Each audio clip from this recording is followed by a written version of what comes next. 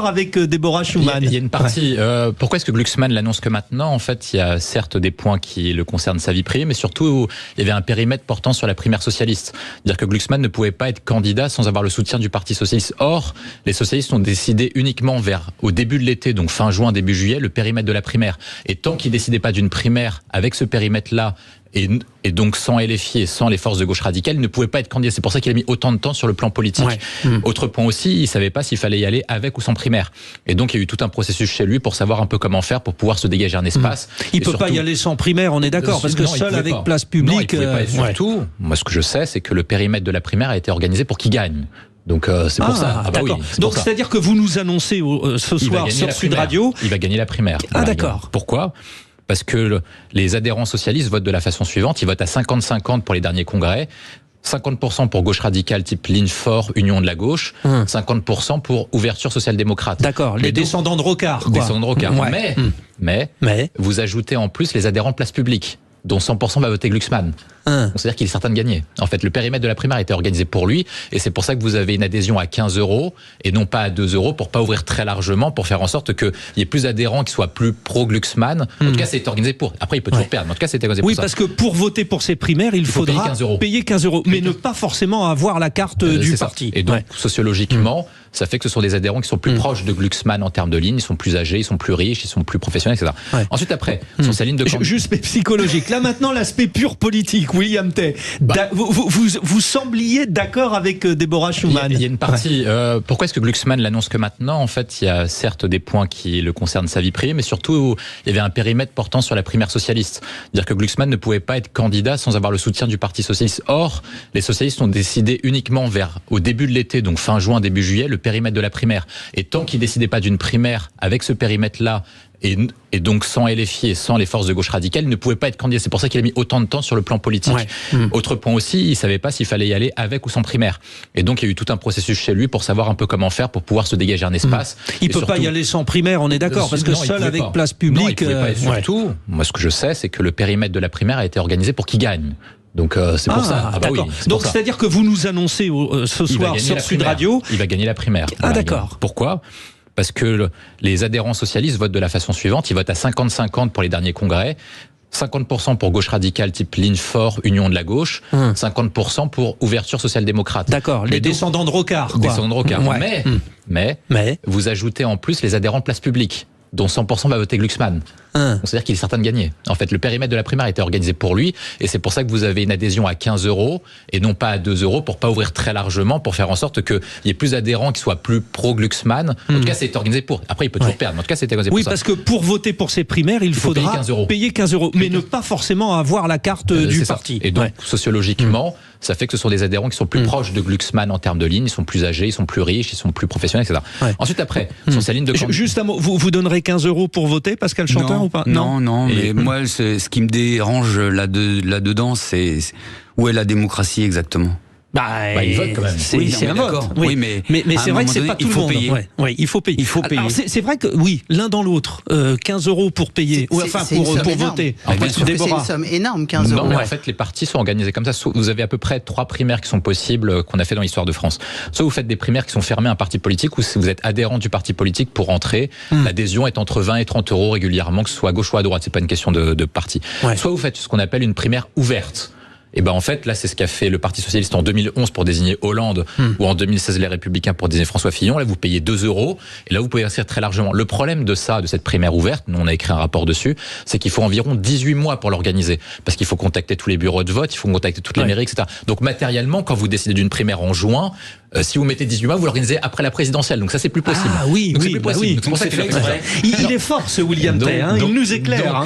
Et après, le troisième paramètre, c'est d'organiser ce que eux ont établi, une primaire semi-ouverte, où en fait, vous coupez la poire en deux, ou vous réservez ça aux adhérents du parti politique. Mais comme être adhérent d'un parti politique confère un droit et que vous payez 20-30 balles d'habitude pour adhérer, et ben vous pouvez pas ouvrir très largement, parce que sinon vous avez créé des droits entre ceux qui sont adhérents et ceux qui sont pas adhérents et qui débarquent en payant 2 €. Je parlais de la Ligue 1 de football, c'est comme quand vous vous êtes abonné et que vous avez un déplacement pour aller faire un match de Ligue des Champions. Non, mais imaginez que vous êtes abonné à Ligue 1 Plus à 15 balles et qu'ensuite après il faut un professionnel à ouvrir tout à 2 €, vous n'êtes pas content d'avoir payé 15 €. C'est un peu pareil pour les adhérents du Parti Socialiste. Pareil ? Ah oui. En fait, Hollande, qu'est-ce qu'il prépare comme coup ? Hollande, le pari qu'il a, c'est que se dire que Glucksmann va s'effondrer dans les sondages après, donc une fois qu'il est désigné, donc fin septembre, et qu'ensuite après les socialistes n'auront pas le choix pour sauver leur poste aux députés. En fait, ça se passe comme ça.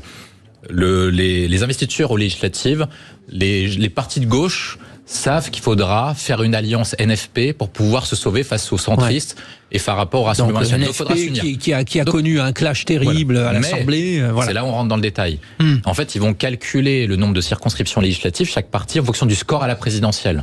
Donc, c'est-à-dire, si Mélenchon fait 25 et que le socialiste fait 5, les socialistes, ils récupèrent rien du tout. Donc, Olivier Faure est obligé de mettre un candidat qui fasse le plus gros score possible pour négocier le meilleur accord pour sauver son groupe parlementaire. Et donc, l'idée de Hollande, c'est de se dire que Glucksmann s'effondrant parce qu'il n'a pas d'expérience politique, parce qu'il est moins charismatique que Mélenchon, il sait moins bien parler, il n'a pas d'expérience, etc. Et ben, il va s'effondrer. Et donc, Olivier Faure et les autres socialistes seront obligés de le supplier de revenir pour pouvoir être candidat. Mais lui-même. Et Hollande pense qu'il est plus charismatique que Glucksmann, ce qui n'est pas gagné d'avance, je voudrais pas dire. Mais il pense qu'il est moins, repoussant que Glucksmann vis-à-vis en termes de bourde, etc. Bon, Déborah Schumann, je reviens quand même parce que Pascal Chanteur a botté en touche, mais c'est parce qu'il rechigne à faire 2-3 compliments à Raphaël Glucksmann quand même. Il a le mérite d'être clair sur l'éloignement par rapport à Mélenchon, non ? Aujourd'hui, oui. Aujourd'hui, oui, mais ça n'a pas été le cas auparavant. Ça n'a pas été le cas, je crois, pour les européennes. Je ne sais plus quelles sont les élections sur lesquelles pour les européennes aussi. Il est toujours en LFI. Pas réellement, il a dit à un moment donné, plutôt que de dire dans certaines villes on peut aller voter avec Renaissance ou autre, il a dit non mais on reste à gauche. Donc non, lui il a dit c'était ni LFI ni RN. Alors moi je trouve pas ça très. Alors là il a dit hier soir. Et il l'a pas dit tout de suite d'ailleurs.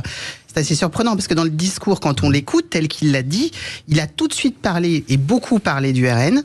En première intention, il a ensuite parlé des partis du centre et donc des partis au gouvernement aujourd'hui, mais il a tardé ensuite à parler de Mélenchon. On s'est même demandé s'il allait y aller et s'il allait dire un truc sur Mélenchon. Donc vous êtes un peu sceptique sur ce... Je reste quand même en observation parce qu'il faudra bien un moment se rappeler. De toute façon, le vieux rêve de l'union de la gauche. William, vous dites non, c'est clair. Non, moi je pense que Raphaël Glucksmann a certes du retard et il manque d'expérience politique, mais au moins il permet à la gauche d'avoir un minimum de fierté et de pas avoir une gauche qui se soumet idéologiquement, culturellement et politiquement à Mélenchon. Parce que depuis 2017 et depuis que Mélenchon est en tête des forces de gauche, quasiment tous les autres de gauche n'ont une seule vocation, c'est se coucher devant Mélenchon. Hormis Jérôme Gage, d'ailleurs. Hormis certains. Mais lui, parmi les présidentiables ou parmi ceux qui figurent en tête des chartes, lui au moins il a eu le mérite de le faire. Deuxièmement, il a eu le mérite aussi de dire qu'il fallait pas d'accord avec la France Insoumise, c'est ce qu'il avait demandé à Olivier Faure de pas faire d'accord avec la France Insoumise. Et puis dernièrement aussi, c'est-à-dire qu'il est prêt à sauver les valeurs qu'il porte et les idées qu'il porte et pas les sacrifier pour sauver quelques postes et quelques sièges. Et ça, au moins, en politique, c'est rare, il faut le souligner. Dites non, c'est clair. Non, moi, je pense que Raphaël Glucksmann a certes du retard et il manque d'expérience politique, mais au moins... il permet à la gauche d'avoir un minimum de fierté et de pas avoir une gauche qui se soumet idéologiquement, culturellement et politiquement à Mélenchon. Parce que depuis 2017 et depuis que Mélenchon est en tête des forces de gauche, quasiment tous les autres de gauche n'ont une seule vocation, c'est se coucher devant Mélenchon. Hormis Jérôme Gage, d'ailleurs. Hormis certains. Mais lui, parmi les présidentiables ou parmi ceux qui figurent en tête des chartes, lui au moins il a eu le mérite de le faire. Deuxièmement, il a eu le mérite aussi de dire qu'il fallait pas d'accord avec la France Insoumise, c'est ce qu'il avait demandé à Olivier Faure de pas faire d'accord avec la France Insoumise. Et puis dernièrement aussi, c'est-à-dire qu'il est prêt à sauver les valeurs qu'il porte et les idées qu'il porte et pas les sacrifier pour sauver quelques postes et quelques sièges. Et ça, au moins, en politique, c'est rare, il faut le souligner. Là, non, il y a trop de monde. Non, moi, je pense qu'il n'y aura pas... Moi, depuis le début, les gens me disent, et m'interrogent de la même manière, il y a 18-20 candidats. Moi, je pense qu'il n'y a pas de place pour 18-20 candidats. C'est clair. Non, mais c'est matériellement, c'est très simple. D'une part, il faut 500 parrainages pour pouvoir se présenter à l'élection présidentielle. Il n'y a pas tout le monde qui a 500 parrainages. Deuxièmement, une élection présidentielle, ça coûte cher. Ça coûte 18 millions d'euros au premier tour. Il n'y a pas tout le monde capable de sortir 18 millions d'euros. Et après, dernier point, c'est qu'en fait, il faut dépasser les 5% pour pouvoir être remboursé. Or, comme vous avez au sein des blocs, on sait à peu près que Marine Le Pen a très de fortes chances d'être au deuxième tour. Il reste plus qu'une deuxième place. Il reste plus qu'une deuxième place pour la deuxième place. Et donc forcément, tous les électeurs qui sont de droite et du centre, vous votez pour soit Attal, Retailleau, Philippe, mais ils vont mettre le mieux placé. Donc pour l'instant, Édouard Philippe. Et à gauche, vous avez un processus qui s'est passé en 2017 et 2022, ce qui s'appelle le vote utile. Ils vont mettre celui qui a le plus de chances d'aller au deuxième tour. Et donc, vous aurez des candidats qui risquent de finir avec 1%, 0,75, etc. Mais Ruffin n'a aucune chance, par exemple. Ruffin, non, je suis désolé. C'est quelqu'un qui est très sympa, mais il est très intelligent, mais non, il n'a aucune chance. Tondelier qui appelle à la désobéissance. Oui, tout à fait. Faites le lien, vous le ferez très bien, vous allez vous régaler. Les Verts ont explosé et Marine Tondelier a été mise à mort ce week-end des deux côtés. C'est-à-dire par Yannick Jadot qui rejoint Raphaël Glucksmann et également par Sandrine Rousseau qui appelle au retrait de sa candidature pour rejoindre Jean-Luc Mélenchon. Donc qu'est-ce que les deux disent, qui sont quand même membres d'Europe Écologie Les Verts? Ils disent Marine Tondelier, ta candidature ne sert à rien, il faut te retirer. Et elle-même, pour se sauver de cet cataclysme, réussit à aller encore plus loin en enfonçant le dernier clou de cercueil sur sa candidature. Pourquoi? Parce que Marine Tondelier, qu'est-ce qu'elle dit? Elle dit oui, nous, il faut qu'on combatte le Rassemblement national parce que le Rassemblement national serait entre guillemets fasciste. Et donc qu'est-ce qu'elle propose pour lutter contre le fascisme? Elle propose d'utiliser des méthodes antidémocratiques et fascistes, notamment en appelant à ce qu'on appelle la désobéissance civile. Qu'est-ce que c'est que la désobéissance civile? C'est-à-dire qu'en cas de victoire du Rassemblement national, elle appelle les gens à se révolter et à ne pas respecter le verdict des urnes, les choix légitimes et les choix démocratiques. Donc c'est-à-dire que pour elle, pour lutter contre des partis qui sont théoriquement anti-républicains et antidémocratiques, elle appelle à des méthodes antidémocratiques et anti-républicaines. Donc Marine Tondelier, vraisemblablement, n'a pas compris l'histoire de la gauche, elle n'a pas compris le mouvement auquel elle appartient. Elle réussit à détruire les Verts, elle a réussi à faire ce que les autres partis politiques rêvaient de faire. Ça veut dire qu'en fait, pendant longtemps, les gens ont voulu dénoncer l'écologie politique parce que c'était contre-nuisible, notamment en raison de l'écologie punitive, sur l'économie et sur ce qui se passe. Et grâce à Sandrine Rousseau et grâce à Marine Tondelier, ils ont réussi à détruire l'écologie politique et on peut la remercier. Être un grand journaliste, des fois, mieux vaut peut-être rater ses études, quoi. Je pense que ça symbolise un peu la France d'avant contre la France de maintenant, où maintenant on considère que vous avez des compétences uniquement parce que vous avez des études. Or, moi je pense que avoir et passer un diplôme et passer un concours à 21 ou 23 ans ne fait pas forcément automatiquement vous un grand journaliste, un grand dirigeant d'entreprise ou un bon salarié, et qu'en fait on devrait plutôt revoir notre parcours qui est pas adapté, je pense, aux impératifs du XXIe siècle, et lui-même l'a montré. Bien, voilà, hommage, monsieur. Je pense que de toute façon, quand elle n'a pas le choix, parce que quand vous regardez les dépenses de la France, moi je pense que c'est pas aux Français de se serrer la ceinture, c'est à l'État de se serrer la ceinture. Si la France dépensait autant que les autres voisins de la zone euro, on pourrait économiser 220 milliards. Or, ce chiffre a un problème. C'est qu'on prend en compte les moyennes de la dépense de la France. Si on excluait la France de cette moyenne, on pourrait même économiser jusqu'à 280 milliards d'euros par an parce que la France dépense 10% de plus que ses autres voisins.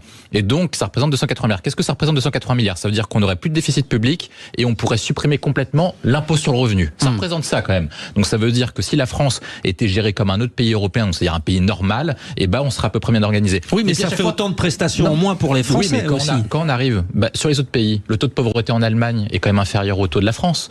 Quand vous regardez l'efficacité des hôpitaux allemands ou de l'éducation allemande, c'est supérieur au taux de la France. L'Allemagne n'est pas un pays ultra-libéral ou un peu comme ce qu'on raconte à chaque fois. Donc quand on raconte ça, on ne dit pas la vérité. On ne dit pas ici également que la France dépensait 250 milliards d'euros de prestations sociales dans les années 90 et qu'on en pose 800 maintenant et qu'on a multiplié du coup par 3 les dépenses sociales et qu'on n'a jamais eu autant de pauvres selon l'INSEE. Donc depuis qu'on dépense plus de dépenses sociales, depuis qu'on file de l'assistanat à tout va, au final on a assisté les Français mais on les a enfermés dans la pauvreté. Et moi je pense qu'on peut résumer ça par la phrase de Churchill: le capitalisme et le libéralisme est certes un mauvais système qui crée des inégalités, mais le socialisme c'est l'égale répartition de la misère, donc chapeau les artistes.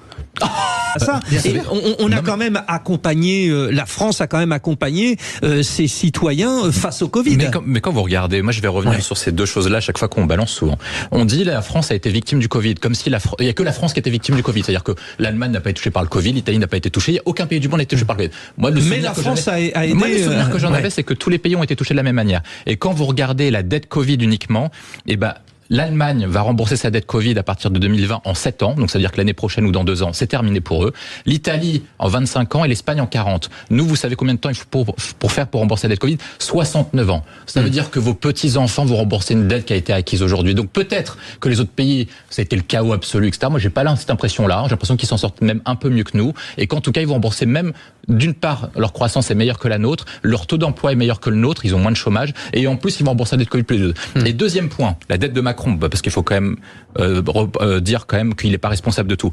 La moitié de la dette de Macron, entre un tiers et la moitié de la dette de Macron, provient du déficit de régime des retraites, des fonctionnaires et des régimes spéciaux, qui coûtent chaque année aux Français 40 à 50 milliards d'euros. Ça veut dire qu'en 10 ans de Macron, vous avez 500 milliards d'euros de déficit qui provient du fait qu'en fait, les Français doivent alimenter dans la caisse chaque année le régime de retraite des fonctionnaires et des moyens spéciaux. Ça veut dire qu'on paye pour le fonctionnement.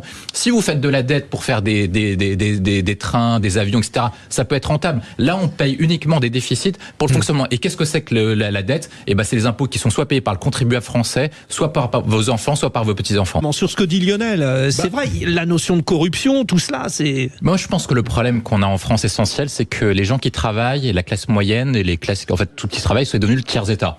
Quand vous regardez, en fait, vous avez à peu près 20 millions d'actifs qui payent pour 66 millions de Français. Et c'est ça le problème. Vous avez de moins en moins de gens qui travaillent de moins en moins longtemps, et qui doivent payer pour l'ensemble de la classe. Et encore, s'il y avait uniquement ça comme problème, ça irait à peu près.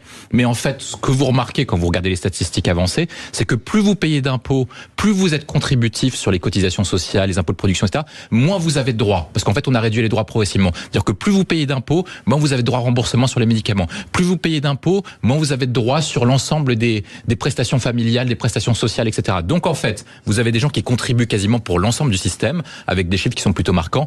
10% des Français payent 75% du montant de l'impôt sur le revenu. Après, c'est un effort de solidarité, c'est ce qui est avancé en général. Mais effort de solidarité, c'est pas que des gens payent tout pour tout le monde, c'est que chacun contribue à sa manière. Deuxième point, quand vous regardez les taux de cotisation, etc., eh ben vous voyez à peu près que 50% des gens ne payent jamais d'impôts, alors que vous avez 50% des gens qui en payent. Et au final, ces 50%-là, quand ils vous demandent des aides, quand ils vous demandent quoi que ce soit, eh ben ils auront le droit à rien, si ce n'est quasiment se faire cracher dessus par certains politiques et se faire tondre en plus la pelouse par le gouvernement. Donc en fait, ces gens-là, eh ben vont mener à peu près une révolution fiscale en se disant, il y a peut-être marre de payer pour tout le monde, alors qu'on nous demande de plus en plus et qu'on nous offre jamais rien.